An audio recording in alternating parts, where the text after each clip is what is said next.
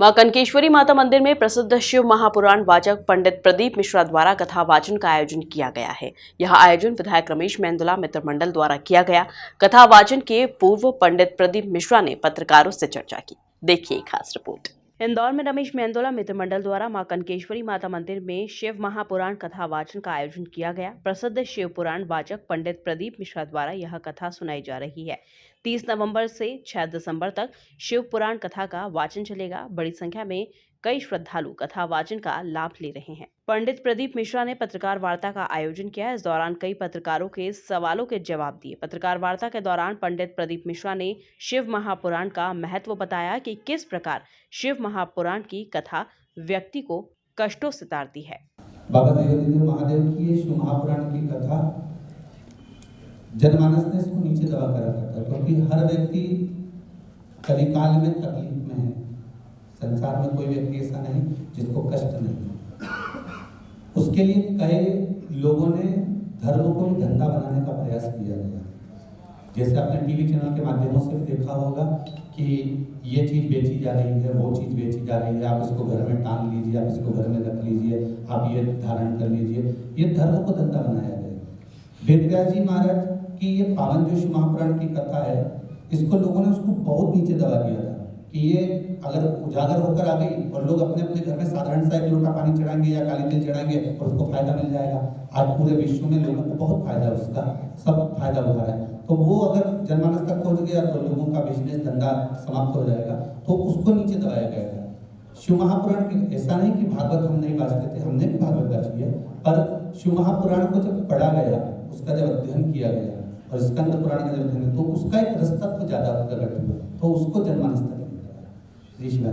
पंडित प्रदीप मिश्रा ने कहा कि संपूर्ण विश्व जैसे जैसे कलयुग की गिरफ्त में आता जाएगा, वैसे ही वैसे मनुष्य में क्रोध, बीमारी और तकलीफें बढ़ती जाएगी। इन सब परेशानियों का उपाय शिव महापुराण में मिलता है। शिव के पास आने का एकमात्र साधन शिव महापुराण ही है। पुराणों में से मूल है स्कंद पुराण। स्कंद पुराण में से, शिव महापुराण में से, लिंग पुराण में से, नर्मदा पुराण में से श्री वेदव्यास जी महाराज ने जो 18 पुराणों के अंतर्गत वर्णन किया, उसमें शिव महापुराण को मूल कहा गया। भगवान देवादिदेव महादेव के चरित्र का जब वेदव्यास जी ने वर्णन करना प्रारंभ करा, तो वेदव्यास जी ने उसमें एक लाइन लिखी है कि विद्येश्वर संहिता के अंतर्गत कि संपूर्ण विश्व जब वो कहेंगे कि ये जो आज के जमाने में जो जिम चल रहे हैं, ये अधिक भोजन का एक तरीके से जो ज्यादा भोजन कर लेते हैं उसका एक प्रायश्चित है, जिम हम तो ये मानते हैं।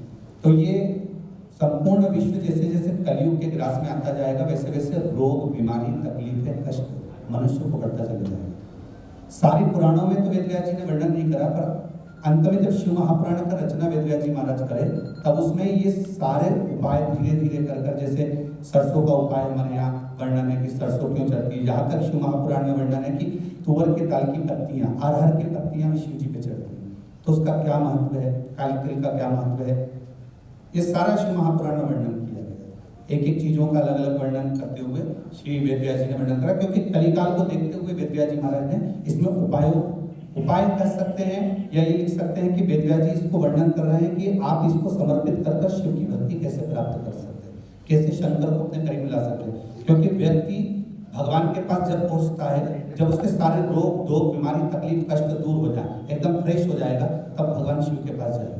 तो शिव वेदव्यास जी ने यही शिव के पास लाने के लिए पहले सारी व्याधियों को मिटाने का काम इस पुराण में वर्णन किया। पंडित प्रदीप मिश्रा ने वास्तु शास्त्र को लेकर कहा कि भारत का वास्तु शास्त्र सबसे अच्छा है और भारतीय लोगों को इसी का पालन करना चाहिए। जो चीनी वास्तु शास्त्र है वो कहीं वहाँ का वास्तु शास्त्र नहीं, हमारे ही हिंदू धर्म का बौद्ध धर्म से निकला हुआ वास्तु शास्त्र है। उस वास्तु शास्त्र को चीनी लोगों ने अपनी व्यवस्थाओं के अनुसार उसको लिया है वो इंडिया का ही, भारत का ही हमारे, और भारत के ही वास्तु शास्त्र में से बौद्ध धर्म का जो वास्तु शास्त्र है हमारे अलग अलग वास्तु शास्त्र चलते हैं, उसमें जो बौद्ध धर्म का वास्तु शास्त्र है वो चीनियों ने लिया।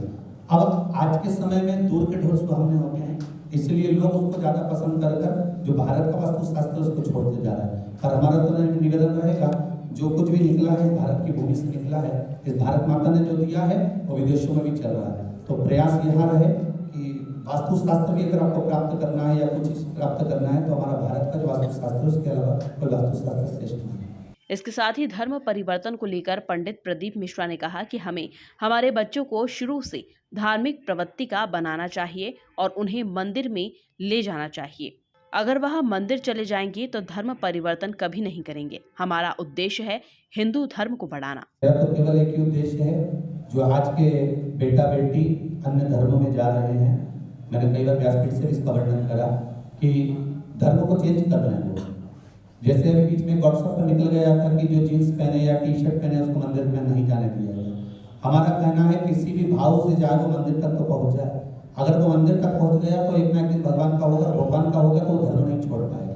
अगर आज हम उनको हटाने का प्रयास करेंगे, आप लोग आए या आप लोगों में से किसी को अगर व्यासपीठ से या मंच से, आप बहुत सारे लोग चढ़ते हैं, उस मंच से धक्का दे दिया जाए, 2-4 बार धक्का देंगे तो वो फिर मंच पर नहीं चढ़ेगा, उल्टा विरोध करेगा कि ये मंच पर नहीं चढ़ने दे रहा, ये व्यक्ति बेकार है, ये व्यक्ति बुरा है। आज अगर हम मंदिर से बेटा और बेटियों को जीन्स पहन रहा है, टी शर्ट पहन रहा है या वो किसी भी रूप में भगवान को मना रहा है, उनको अगर धक्का देकर हटा देंगे तो वो एक बार जाएंगे, 2 बार जाएंगे, उनको नहीं अगर लिया जाएगा तो फिर वो विरोध में उतरेंगे और दूसरे धर्म में प्रवेश कर जाएंगे। हमारा मूल लक्ष्य है कि हिंदू धर्म को आगे बढ़ाना और साथ में जो नवयुवक टीम है जो आजकल बिल्कुल फैशन में चल रही है और दूसरे धर्मों को अपना रही है, उसको उस धर्म से लेकर वापस हिंदू धर्म में लेकर आना और अपने धर्म की ओर जोड़ना। नशे की ओर अग्रसर हो रहे युवाओं को समझाते हुए पंडित मिश्रा ने कहा कि आज के फैशन के जमाने में युवाओं को बिगाड़ने के लिए भगवानों के बारे में गलत धारणा दी जाती है। जैसे कि कुछ लोग भगवान शिव को गांजा पीते हुए दिखाते हैं। असल में भगवान ने कभी गांजा नहीं पिया, उन्होंने सिर्फ अमृत पिया है। मेरा तो इतना सा कहना रहेगा, नवयुवक तुम जो आज के समय में जैसे शिव जी का जो गांजा पीते हुए फोटो है या लेते हुए अपना अमृत पीते हुए फोटो है, उसको गलत मानते हुए, हमारा तो इतना सा कहना है शिव जी ने कोई नशा ही नहीं करा था। जो आज के लोगों ने फैशन बना लिया कि शिव जी गांजा पीते थे या भांग पीते थे, ये सब चीजें एक दिखावे के रूप में लोग उसको प्रयोग कर रहे हैं। पर मेरा इतना सा कहना है, कल कथा में कहा था व्यासपीठ से कि शिव को दिखावा प्रिय नहीं।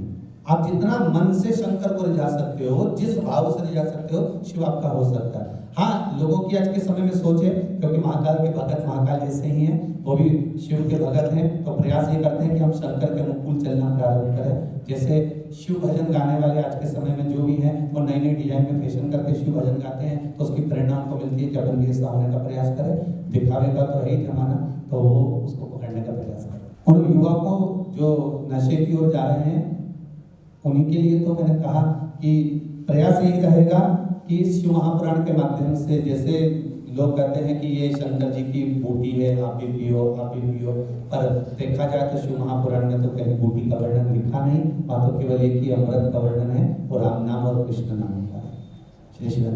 गौरतलब है कि पंडित प्रदीप मिश्रा द्वारा कही कथा का कई भक्त श्रवण कर रहे हैं, क्योंकि भक्तों में शिव महापुराण को लेकर खासा उत्साह देखा जा रहा है।